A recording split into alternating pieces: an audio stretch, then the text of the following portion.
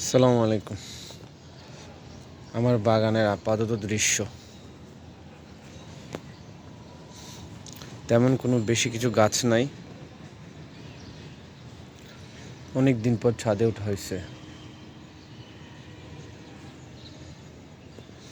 এই সেই আমার বিখ্যাত বিলম্ব গাছ, যে গাছটা বাঁচবে না বলে আমি চিন্তা করি নাই, কিন্তু আল্লাহর মেহেরবানি, আল্লাহর উপর ভরসা ছিল, গাছটা আলহামদুলিল্লাহ হয়েছে।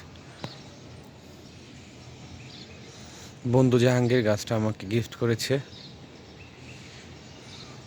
একদম মরে গিয়েছিল, এখন তো মাশাআল্লাহ।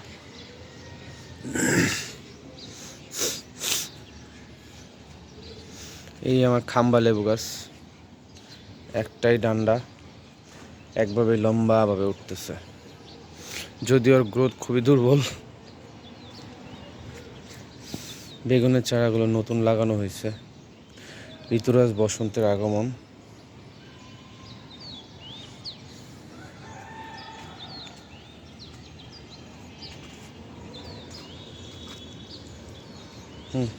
ফুলগুলো কি অস্থির।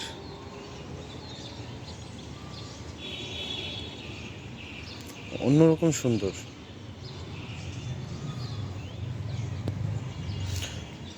আর কিছু ফুল গাছের লাগানোর ব্যবস্থা করতে হবে। পেয়ারা গাছ একদমই দুর্বল, পেয়ারা গাছ বছর পর বছর যায়, ওর কোনো অগ্রগতি নাই, ও এমনই পড়ে আছে।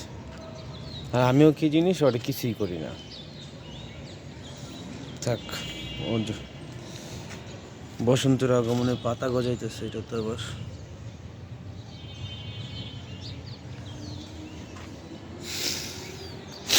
যাই হোক, পরিশ্রম কিছু বাড়ায় দিতে হবে, তাহলে গাছগুলো সুন্দর থাকবে।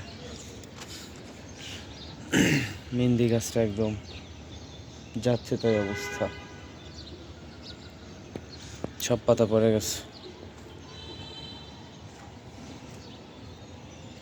পেঁপে গাছটাকে রোপণ করা হয় নাই, রোপণ করার ব্যবস্থা করতে হবে। কালো মরিচে ফুল আসছে, ওই মরিচেও ফুল আসছে। যাই হোক, আপাতত এ হচ্ছে আমার ছাদের বর্তমান লিমিটেশন গাছের।